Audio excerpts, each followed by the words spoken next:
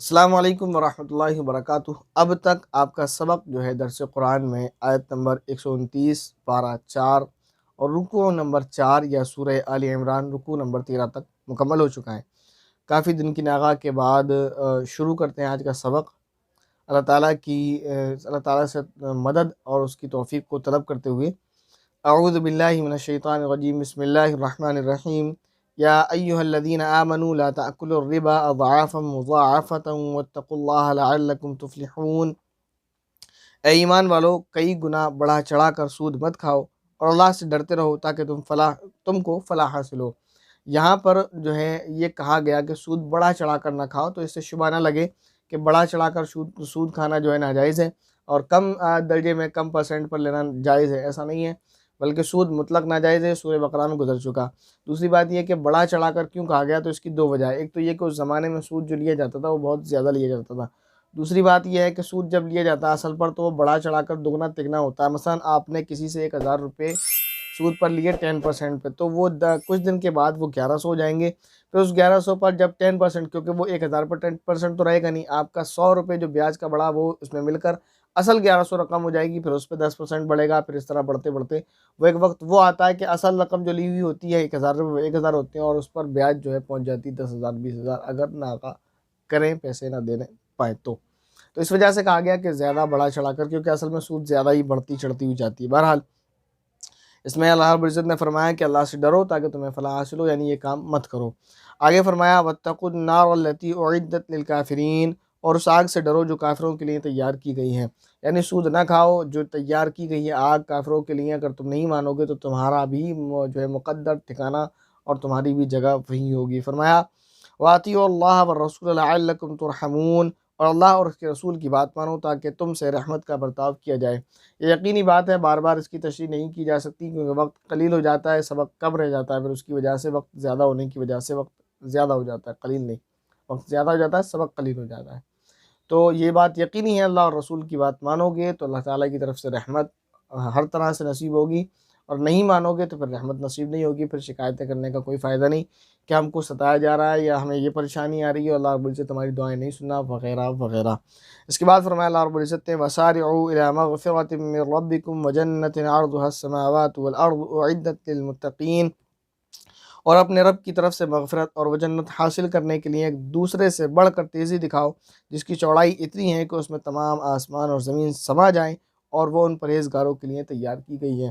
اس آیت کے اندر چند چیزیں سمجھ لیں۔ اللہ رب العزت نے فرمایا جنت پرہیزگاروں کے لیے تیار کی گئی۔ نمبر 2 یہ فرمایا کہ اس کو حاصل کرنے میں تیزی، بھاگ دوڑ، آگے چل بڑھنا، ریس، کمپٹیشن، دوڑ لگاؤ، اس کو مطلب حاصل کرنے میں جلدی کرو، لوگوں سے آگے بڑھنے کی کوشش کرو۔ لیکن معاملہ کیا ہے کہ دنیا میں تو ہم آگے بڑھنے کی کوشش کرتے ہیں کہ پڑوسی ہمارا 10 کما رہا ہے تو ہم یہ چاہتے ہیں کہ ہمارا کاروبار پہنچے کہ ہم 20 کمائیں، لیکن دنیا کے جو ہے آخرت کے تعلق سے ہمارا مسئلہ ایسا نہیں ہے۔ ہم نے فرض پڑھ لیے، یہی اللہ تعالیٰ کا بہت بڑا کرم ہے، نفل اور سنت اور تہجد وغیرہ کا تو معاملہ ہی کیا۔ بہرحال یہ کہ فرمایا کہ نیکی جو ہے جنت کی طرف حاصل کرنے میں، نیکی حاصل کرنے میں، جنت کی طرف دوڑ لگانے میں ایک دوسرے سے آگے بڑھنے کی کوشش کرو، سبقت لے جانے کی کوشش کرو۔ سمجھو یہ کمپٹیشن چل رہا ہے جنت کو حاصل کرنے کا، کون پوزیشن لاتا ہے اور کون اچھی جنت کو حاصل کرتا ہے، جنت پہ اچھا مقام حاصل کرتا ہے۔ دوسری بات یہاں یہ فرمائی کہ اللہ رب العزت نے کہ جس کی چوڑائی آسمان اور زمین سے زیادہ ہے، یہاں لمبائی کو کیوں نہیں بیان کیا؟ کیونکہ ہر چیز کی لمبائی زیادہ ہوتی ہے، چوڑائی کم ہوتی ہے۔ فار ایگزامپل یہ کتاب ہے، تفسیر کی کتاب ہے اگرچہ، تو اس کی چوڑائی کم اور لمبائی زیادہ ہے۔ اسی طرح آپ کچھ بھی لے لیں، مثلا پین ہے میری جیب میں، ہاں ہے، پین ہے، یہ پین لے لیں آپ، تو اس کی پین کی چوڑائی کم ہے، موٹائی اور لمبائی زیادہ ہے۔ تو کوئی بھی چیز لے لیں آپ الغرض، اس کی جو ہے لمبائی زیادہ ہوتی ہے، چوڑائی کم ہے۔ یہاں چوڑائی کو بیان کیا گیا کہ اس کی چوڑائی اتنی ہوگی تو آپ اندازہ لگا لیں اس کی لمبائی کتنی ہوگی۔ بہرحال آگے فرمایا اللہ رب العزت نے، اچھا جو یہ کہا گیا کہ زمین اور آسمان سے زیادہ اس کی چوڑائی ہے، کیونکہ آدمی کو یہ مثال یہ دی گئی کہ زمین آسمان سے چوڑائی زیادہ ہے، اس کا ایک نقطہ میں یہ سمجھتا ہوں کہ کسی اور ایسی چیز سے جس کو انسان ناپ سکتا تو اس کی عقل تک محدود رہ جاتا، زمین اور آسمان کی چوڑائی، کیونکہ کوئی بھی انسان زمین اور آسمان کی چوڑائی کو اپنے عقلی پیمانے میں تو ناپ سکتا ہے، یقینی طور پر نہیں بتا سکتا کہ پوری دنیا یعنی آسمان کی چوڑائی اور زمین کی چوڑائی لمبائی کتنی ہے۔ وہ ایک چیز الگ ہے کہ یہ ممکن ہے، ناممکن تو نہیں ہے۔ تو یہ ایک بتا دیا کہ تمہاری نظروں سے بھی دور، کہ تمہاری نگاہ جہاں تک پہنچتی ہے، تمہاری عقل جہاں تک پہنچ سکتی ہے، اس سے بھی زیادہ بڑی جنت ہے۔ فرمایا آگے الذین ينفقون فی السراء والضراء والکاظمین الغیظ والعافین عن الناس اچھا متقی لوگ کون ہیں پرہیزگار لوگ؟ ان کی اللہ رب العزت خوبی بیان کر رہے ہیں۔ ان کی خوبی کیا ہے؟ ان کی چند خوبیاں۔ نمبر 1، جو خوشحالی میں بھی اور بدحالی میں بھی اللہ کے لیے مان خرچ کرتے ہیں۔ نیک لوگ، پرہیزگار لوگ جو اللہ کی نظر میں ہیں، جو متقی لوگ اللہ کی نظر میں ہیں، ان کی ایک نشانی یہ ہے کہ وہ چاہے تنگ حالی میں ہو، چاہے خوشحالی میں ہو، چاہے ان کے پاس دولت کی فراوانی ہو، چاہے ان کے پاس قلت ہو، وہ ہر حال میں اللہ کے راستے میں خرچ کرتے ہیں۔ ان سے جتنا ممکن ہوتا ہے وہ کبھی کنجوسی نہیں کرتے۔ اگر اللہ نے خوب دیا ہے تو 10 لاکھ بھی کرتے ہیں، کم دیا ہے تو 1 روپیہ بھی کرتے ہیں، لیکن کرتے ضرور ہیں۔ دوسری نشانی فرمایا، اور جو غصے کو پی جانے والے ہیں، یعنی غصے کو پی جاتے ہیں، لوگوں پر غصہ نہیں اتارتے۔ طاقتور ہے، کمزور ہے، تب آدمی غصہ نہ اتارے تو کوئی کمال کی بات ہے ہی نہیں، کہ کمزور تو اسے معلوم ہے میں زیادہ ٹیٹے کروں گا تو پٹوں گا، تو کمزور ہے غصہ نہ اتارے تو سمجھ آتا ہے۔ طاقتور ہونے کی حالت میں بھی انسان غصہ پی جائے، یہ اللہ تعالیٰ کے نیک بندے ہیں جن کو اللہ تعالیٰ بہت پسند فرماتے ہیں۔ اور فرمایا، اور لوگوں کو معاف کر دینے کے عادی ہیں، کسی سے کوئی غلطی ہو جاتی تو اس سے اپنی ذات کے لیے بدلہ نہیں دیتے، معاف کر دیتے، ٹھیک ہے کوئی مسئلہ نہیں۔ آگے اللہ رب العزت نے فرمایا، اللہ ایسے واللہ یحب المحسنین، اللہ ایسے نیک لوگوں سے محبت کرتا ہے۔ آگے فرمایا اللہ رب العزت نے، والذین اذا فعلوا فاحشۃ او ظلموا انفسهم ذکروا اللہ فاستغفروا لذنوبهم ومن یغفر الذنوب الا اللہ، اور یہ وہ لوگ ہیں کہ اگر کبھی کوئی بے حیائی کا کام کر بھی بیٹھتے ہیں یا کسی اور طرح اپنی جان پر ظلم کر گزرتے ہیں تو فوراً اللہ کو یاد کرتے ہیں اور اس کے نتیجے میں اپنے گناہوں کی معافی مانگتے ہیں۔ اور فرمایا اللہ تعالیٰ نے، اور اللہ کے سوا ہے بھی کون جو گناہوں کی معافی دے دے۔ وَلَمْ يُصِرُّوا عَلَى مَا فَعَلُوا وَهُمْ يَعْلَمُونَ، اور یہ اپنے کیے پر جانتے بوجھتے اصرار نہیں کرتے، یعنی ہٹ درمی نہیں کرتے، جان بوجھ کر غلطی نہیں کرتے، جانتے بوجھتے اس پر اصرار نہیں کرتے۔ جو غلطی ہو بھی جاتی ہے ان سے فوراً توبہ کرتے ہیں۔ یہاں اللہ رب العزت نے اپنے نیک بندوں کی یہ خوبی بیان نہیں کی کہ وہ گناہ نہیں کرتے، بلکہ یہ کہا کہ اگر ان سے انجانے میں کوئی غلطی ہو بھی جاتی ہے، دیکھیں انسان اور گناہ نہ کرے یہ بہت مشکل بات ہے، ممکن تو ہے لیکن بہت مشکل ہے، آج کے زمانے تو بہت زیادہ مشکل ہے۔ تو ایسا اس میں دونوں پہلو میں آپ کو بتا رہا ہوں، ایک تو وہ انسان گناہوں میں مبتلا رہے وہ تو برباد ہے ہی، ایک شیطان دوسری طریقے سے بھی انسان کو گمراہ کرتا ہے کہ جو اللہ والا نیک ہوتا ہے بیچارہ عبادت میں لگا رہتا ہے، تو شیطان اس کو اس انداز سے جو گمراہ کرتا ہے کہ اگر اس سے کوئی گناہ سرزد ہو جائے تو شیطان اس کے دل میں یہ بات ڈال دیتا ہے، بھائی تم نے ایسا گناہ کر لیا، اب تم کو معافی نہیں ملنی، اب تو تم جہنمی ہو گئے۔ تو ان کو یہاں سے نصیحت کی جا رہی ہے کہ دیکھو اللہ کے جو نیک بندے ہوتے ہیں وہ گناہ نہیں کرتے، پیچھے بتا دی ان کی یہ خوبیاں ہیں، گناہ سے محفوظ رکھتے ہیں اپنے آپ کو، گناہ نہ کرنے کے معنی میں یہ ہے۔ دوسری یہ کہ اگر ان سے کوئی گناہ ہو جاتا ہے تو اس پر فوراً توبہ کرتے ہیں، اللہ کو یاد کرتے ہیں، مغفرت طلب کرتے ہیں، اللہ تعالیٰ ان کو معاف فرما دیتے ہیں۔ سبق کافی دن بعد ہوا ہے تو انداز تھوڑا بدلا ہے۔ آگے اللہ رب العزت نے ارشاد فرمایا، اولئک جزاؤہم مغفرۃ من ربہم وجنات تجری من تحتها الانہار خالدین فیہا ونعم اجر العاملین۔ اب اللہ تعالیٰ نے فرمایا کہ یہ ایسا کرتے ہیں تو کیا ہوا؟ فرمایا یہ ہیں وہ لوگ جن کا صلہ ان کے پروردگار کی طرف سے مغفرت ہے، جب معافی مانگتے ہیں تو مغفرت مل جاتی ہے، اور وہ باغات ہیں جن کے نیچے دریا بہتے ہوں گے۔ جب گناہ کرتے ہیں توبہ کر لیتے ہیں، گناہ کر کے تو گناہ معاف ہو جاتے ہیں، گناہ معاف ہو جاتے ہیں تو بچتی نیکیاں، نیکیاں بچتی ہیں تو انعام میں جنت ملتی ہے۔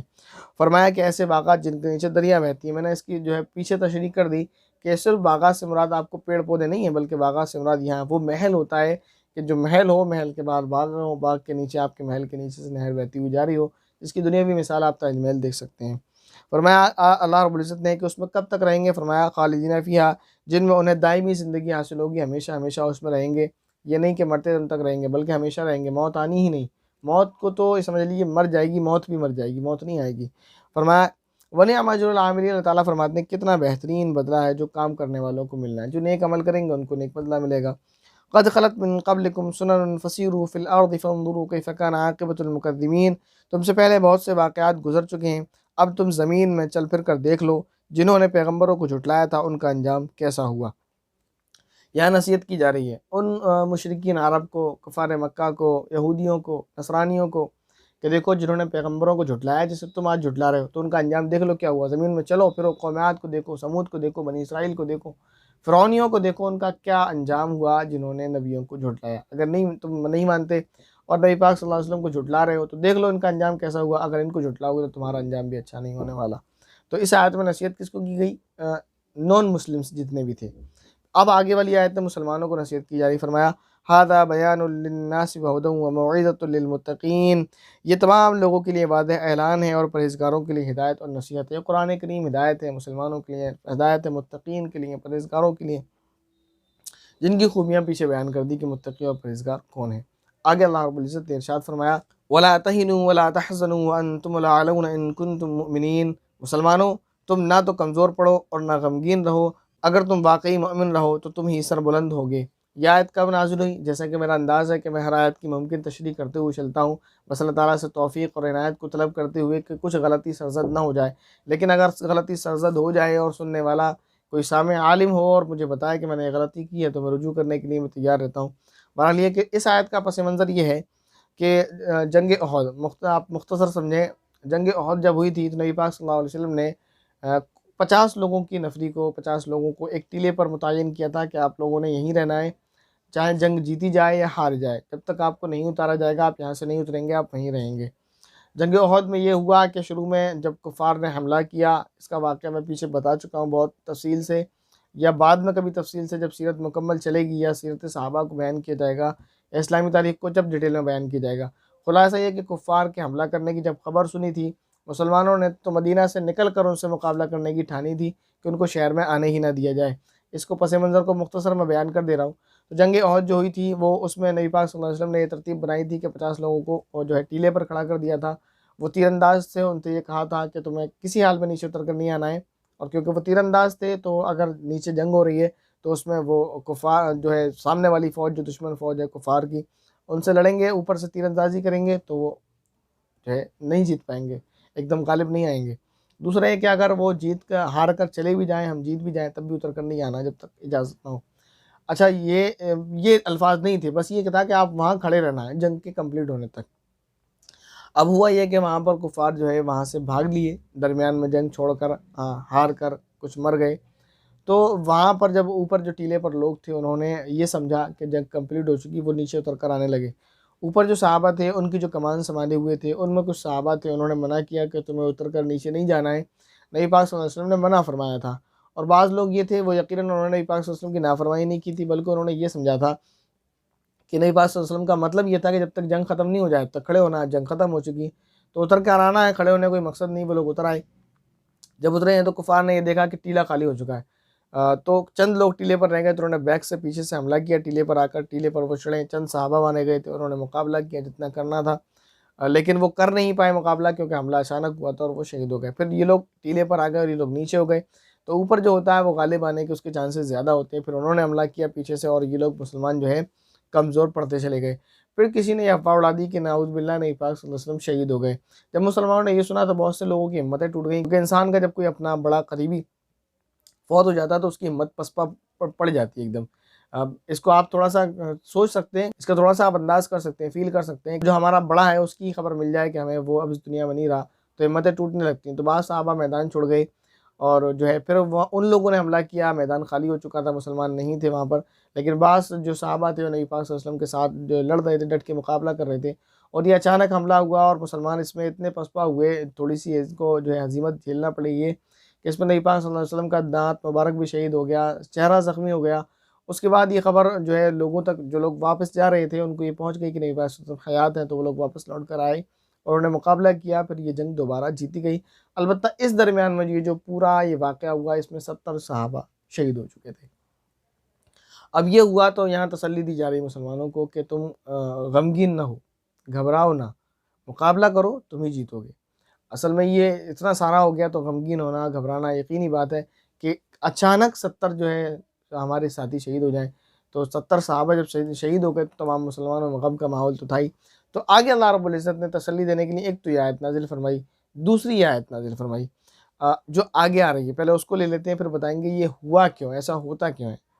تو اللہ رب العزت نے یہ فرمایا ان یمسسکم قرح فقد مس القوم قرح مثلہ، اگر تمہیں ایک زخم لگا ہے تو ان لوگوں کو بھی اسی جیسا زخم پہلے لگ چکا ہے۔ تو ایک دوسرے انداز سے تسلی دی جا رہی ہے کہ دیکھو تمہیں غزوہ احد میں یہ پریشانی اٹھانی پڑی کہ تمہارے 70 شہید ہو گئے، تو اس جیسا زخم ان کو جنگ بدر میں 1 سال پہلے لگا کہ ان کے بھی 70 شہید ہوئے تھے اور ان کے تو گرفتار بھی ہوئے تھے، تمہارے کوئی گرفتار نہیں ہوئے، اللہ تعالیٰ نے تمہیں اس سے محفوظ رکھا ہے۔ تو اس طرح سے تسلی دی اللہ تعالیٰ نے، اور فرمایا وَتِلْكَ الْأَيَّامُ نُدَاوِلُهَا بَيْنَ النَّاسِ، اور یہ تو آتے جاتے دن ہیں جنہیں ہم لوگوں کے درمیان باری باری بدلتے رہتے ہیں۔ اچھا، اور کیوں ایسا کرتے رہتے ہیں؟ اس کی بہت ساری وجوہات ہیں، چند آیت کے اندر ہی واضح ہو جائیں گی۔ ایک تو یہ کہ اللہ تعالیٰ نے فرما دیا ہے بدلتے دن ہم ان کو بدلتے رہتے ہیں، کبھی تم غالب، کبھی ہم غالب، کبھی ایسا کبھی ویسا چلتا رہتا ہے۔ اس کی ایک وجہ یہ ہے کہ اگر ہمیشہ حق والے لوگ غالب رہیں گے تو لوگ حق سے پھر جڑنے لگیں گے، پھر جو اللہ تعالیٰ نے جو فرمایا کہ ایمان نام ہے الذین یؤمنون بالغیب، ایمان بالغیب جو ہے نام ہے غیب پر ایمان لانے کا، یعنی مسلمان اصل میں جو وہ ہیں، جو مومنین ہیں وہ ہیں جو ایمان لاتے ہیں ان چیزوں پر جو ان کے سامنے نظروں سے واضح نہیں ہیں۔ تو اکثریت کا تو معمول یہی ہے کہ وہ یہ دیکھتی ہیں جو پاور میں وہ اس میں جڑ جاتے ہیں۔ انسانوں کا اکثر طبقہ وہ ہے جنہیں صحیح اور غلط سے کوئی لینا دینا نہیں ہوتا، وہ یہ دیکھتے ہیں پاور میں کون ہے، تو جو پاور میں ہوتا ہے وہ اس سے جڑ جاتے ہیں۔ آج بھی آپ دیکھتے رہتے ہیں، آپ کو دیکھنے کو ملتا ہے، تو بہت سارے انسان اس دنیا میں ایسے ہیں، بلکہ اکثریت ایسی انسانوں کی کہ انہیں صحیح غلط سے لینا دینا نہیں ہوتا، انہیں یہ دیکھنا ہوتا پاور کس کے پاس ہے، تو جس کے پاس پاور ہوتی ہے اس سے جڑنا ہے۔ اگر ہمیشہ اللہ تعالیٰ مسلمانوں کو غالب رکھتے یا اپنے نیک بندوں کو وہ کسی بھی صورت میں غالب رکھتے رہتے، تو اکثریت بنا دیکھے بس صرف پاور کی وجہ سے اس طرف آ جاتی، تو کبھی یہ غالب رہتے ہیں، کبھی باطل والے غالب رہتے ہیں، تاکہ یہ لوگ جو ایمان لائیں، جو حق کی طرف آئیں، وہ سوچ سمجھ کر اور اس پر ایمان رکھتے ہوئے حق کی طرف آئیں۔ دوسری بات یہ کہ اگر حق ہمیشہ غالب رہتا رہے گا تو پھر مطلب ہی نہیں، سب کو پتہ چل جائے گا کہ حق یہی ہے اور یہی غالب ہے، اور اسی کی طرف لوگ رہنے لگیں گے، تو پھر ایمان بالغیب کا مطلب نہیں رہ جاتا۔ دوسری بات یہ فرمایا ایسا کیوں ہوتا رہتا ہے، فرمایا وَلِيَعْلَمَ اللَّهُ الَّذِينَ آمَنُوا وَيَتَّخِذَ مِنكُمْ شُهَدَاءَ، اور مقصد یہ تھا کہ اللہ ایمان والوں کو جانچ لے اور تم میں سے کچھ لوگوں کو شہید قرار دے دے۔ اس میں دو باتیں بتائیں کہ اللہ تعالیٰ جانچ لے تم میں سے کون ایمان والے ہیں۔ دیکھیں پہلے اس جنگ کو شروع ہوا تھا، درس قرآن کا سبق جو ہے پیچھے گزرا، کافی ٹائم اس کو ہو گیا، اس لیے آپ کو ذہن نشین نہیں ہوگا، بلکہ اس سے پچھلا جو سبق تھا اس میں آپ دیکھیں گے ہیڈنگ میں بھی منافقین کا لفظ آپ کو مل جائے گا، عبارت تو نہیں یاد کیا لکھی گئی تھی، تو منافقین چھوڑ کر بھاگ گئی تھی، تو وہاں جانچا تھا اللہ تعالیٰ نے۔ منافقین پہلے تو مسلمانوں کی صف میں تھے مدینہ منورہ میں، لیکن جب ان کو اللہ تعالیٰ نے یہ جو ہے مرحلہ آیا ان کے سامنے تو وہ بھاگ گئے اپنے لوگوں کو لے کر، تو اللہ تعالیٰ نے یہاں جانچا کہ کون اللہ تعالیٰ کے نیک ہیں۔ اللہ تعالیٰ تو خود جانتے ہیں، لیکن بندوں کے سامنے ظاہر کرنے کے لیے کہ کون ہے جو پکا مسلمان ہے اور کون دھوکے باز ہے، تو وہ دھوکے باز تو بھاگ گئے۔ دوسرا یہ کہ اللہ تعالیٰ نے کہا کہ تم میں سے کچھ لوگوں کو شہید قرار دے دے۔ یہ کیوں تھا؟ یہ اس لیے تھا کہ آگے بھی آ رہا ہے کہ جنگ بدر میں کچھ لوگ شریک ہوئے تھے، کچھ نہیں ہوئے تھے، ظاہر سی بات ہے۔ جو لوگ شریک ہوئے تھے ان میں کچھ شہید بھی ہوئے تھے، تو جو شہید نہیں ہوئے تھے وہ لوگ جب سے انہوں نے شہیدوں کے شہدائے بدر کے فضائل سنے تو ان کو یہ تمنا ہوئی کاش ہم بھی جنگ بدر میں شریک ہوتے اور ہم بھی جنگ بدر میں شہید ہو جاتے۔ تو اللہ تعالیٰ فرماتے ہیں کہ تمہاری یہ تمنا تھی، جو اگر اللہ تعالیٰ خود اپنے الفاظ میں بیان فرما رہے، تو سوچا کہ تمہیں جو ہے کچھ کو شہید قرار دے دیا جائے۔ اور شہادت کب ہوتی ہے؟ جب ہزیمت ہوتی ہے، جب انسان ہارتا ہے تبھی تو شہادت ہوتی ہے۔ جب جیتتا جائے، مارتا جائے، تو شہادت کہاں ہوتی ہے؟ شہادت تو تبھی ہوتی ہے نا جب تھوڑی سی ہزیمت برداشت کرنی پڑے۔ تو اس لیے اللہ تعالیٰ نے یہ چاہا کہ کچھ کو شہید کر دیا جائے، شہید قرار دے دیا جائے۔ اللہ تعالیٰ نے آگے فرمایا واللہ لا يحب الظالمین، اور اللہ ظالموں کو پسند نہیں کرتا۔ ایسا نہیں ہے کہ اللہ تعالیٰ نے ان کو اگر تھوڑی سی وقت کے لیے جیت دے دی تھی تو اللہ تعالیٰ ان کو پسند کرتا ہے، ایسا نہیں ہے۔ فرمایا یہ اللہ تعالیٰ اس لیے کرتے ہیں، ان کی چند وجوہات بتا دی آگے، اور فرما رہے ہیں وَلِيُمَحِّصَ اللَّهُ الَّذِينَ آمَنُوا وَيَمْحَقَ الْكَافِرِينَ، اور مقصد یہ بھی تھا کہ اللہ تعالیٰ ایمان والوں کو میل و کچیل سے نکھار کر رکھ دے اور کافروں کو ملیا میٹ کر ڈالے۔ منافقین تھے جو میل و کچیل تھا ایمان والوں کی صف میں، اللہ تعالیٰ نے ان کو صاف کر دیا۔ جیسے آپ نے دیکھا ہوگا کہ ایک پیاز والا، پیاز کا جو ہے ان کو اس کا بزنس ہے یا کسی بھی چیز کا، اس کا پھل سبزی وغیرہ کا، تو اس میں کچھ سبزی جب سڑ جاتی ہے، اس میں کیڑا لگ جاتا ہے، خراب ہو جاتی ہے، گل جاتی ہے، تو وہ اس کو نکال کر پھینکنے لگتا ہے، باہر پھینک دیتا ہے تاکہ اس کی اچھی والی سبزی خراب نہ ہو جائے۔ اچھی والی پیاز کی مثال میں نے اس لیے دی کہ پیاز والے کو میں روز ایک دو دن میں دیکھتا رہتا ہوں کہ وہ اپنی، کیونکہ وہ قریبی ہیں ہمارے، وہ اپنی پیاز کو، خراب پیاز کو نکال کے ایک طرف رکھتے رہتے ہیں جو گل جاتی ہے، سڑ جاتی ہے، دب جاتی ہے، تاکہ دوسری پیاز کو خراب نہ کرے، دوسری پیاز میں بدبو نہ پھیلائے۔ تو اللہ تعالیٰ نے فرمایا مومنین کی صفوں میں جو میل کچیل تھا منافقین کی شکل میں ان کو صاف کرنا تھا۔ فرمایا اللہ رب العزت نے آگے ام حسبتم ان تدخلوا الجنة ولما يعلم الله الذين جاهدوا منكم ويعلم الصابرين۔ اس آیت کو آپ دھیان سے سنیں، یہ آیت اس وقت کے لیے بھی ہیں، زیادہ تشریح نہیں کرنا۔ اللہ تعالیٰ نے فرمایا کہ یہ کیوں ہوتا ہے، اس لیے بھی ہوتا ہے بھلا کیا تم یہ سمجھتے ہو کہ یوں ہی جنت کے اندر جا پہنچو؟ کیا تم یہ سمجھتے ہو کہ تم مسلمان گھر میں پیدا ہو گئے؟ یہ ہمارے لیے ہے، میں اپنے انداز سے بیان کر رہا ہوں کہ ہم مسلمان گھر میں پیدا ہو گئے تو بس ہم نے یہ سمجھ لیا کہ نام ہمارا محمد زید ہے یا ہم کچھ بھی ہمارا تو ہم جنت میں چلے جائیں گے، ایسا نہیں ہے۔ بلکہ اللہ تعالیٰ نے فرمایا حالانکہ ابھی تک اللہ نے تم میں سے ان لوگوں کو جانچ کر نہیں دیکھا جو جہاد کریں، اور نہ ان کو جانچ کر دیکھا جو ثابت قدم رہنے والے ہیں۔ کسی بھی چیز کے آپ کامیابی تک پہنچنے کے لیے ایسا نہیں ہے کہ آپ نے کسی کمپٹیشن میں بس فارم فل کیا تو آپ یہ چاہتے ہیں کہ آپ کو پرائز دے دیا جائے، نہیں، آپ کو آنا پڑے گا، دوبارہ سینٹر میں ایگزام دینا ہوگا۔ اسی طرح آپ آن لائن ایگزام دے رہے ہیں تب بھی آپ کو اس کے لیے یاد کرنا پڑے گا، آپ کو ایگزام دینا ہوگا، پھر اس میں سے آپ کو چھانٹا جائے گا، جو کامیاب ہوگا اس کو انعام ملے گا، جو ناکام ہوگا وہ پیچھے رہ جائے گا۔ تو صرف اپنا نام مسلمان رکھ لینے سے، یہ صرف کلمہ پڑھ لینے سے، یہ صرف چند نمازیں پڑھ لینے سے آپ یہ سوچتے ہیں کہ جنت ہمارے ابا کی جاگیر ہے، تو ایسا نہیں ہے۔ آپ کو آزمایا جائے گا، کبھی آپ کے اوپر خوشحالی آئے گی تو آپ کو اللہ تعالیٰ پیسہ دے کر آزمائے گا، کیا آپ کا پیسہ ملنے کے باوجود غریبوں کا خیال کرتے ہیں یا نہیں کرتے ہیں؟ کبھی آپ کو تنگحالی دے کر آزمایا جائے گا کہ تنگحالی میں آپ صبر و شکر کرتے ہیں یا نہیں کرتے ہیں۔ آگے اللہ رب العزت نے ارشاد فرمایا وَلَقَدْ كُنْتُمْ تَمَنَّوْنَ الْمَوْتَ مِنْ قَبْلِ أَنْ تَلْقَوْهُ فَقَدْ رَأَيْتُمُوهُ وَأَنْتُمْ تَنْظُرُونَ، اور تم تو خود موت کا سامنا کرنے سے پہلے شہادت کی موت کی تمنا کیا کرتے تھے، چنانچہ اب تم نے کھلی آنکھوں اسے دیکھ لیا ہے۔ یہ اشارہ ہے جنگ بدر کی طرف، جس کا میں پہلے ذکر کر چکا۔ اب تک آیت نمبر 143، رکوع نمبر 5 اور سورہ آل عمران کا 14واں رکوع مکمل ہو چکا ہے۔ اللہ تعالیٰ سے بس یہی دعا ہے کہ اللہ تعالیٰ صحیح بات کہنے کی اور صحیح بات کو صحیح طریقے سے سمجھنے کی اور اس پر صحیح طور پر عمل کرنے کی توفیق عطا فرمائے، اور جانے انجانے میں جو غلطیاں ہو سکتی ہیں ان سے محفوظ فرمائے، اور جو ہو جائیں اللہ تعالیٰ اس کو معاف فرمائے۔ اللہ رب العزت سے دعا ہے کہ اللہ تعالیٰ ہم سب کی خطاؤں کو معاف فرمائے۔ السلام علیکم ورحمۃ اللہ وبرکاتہ۔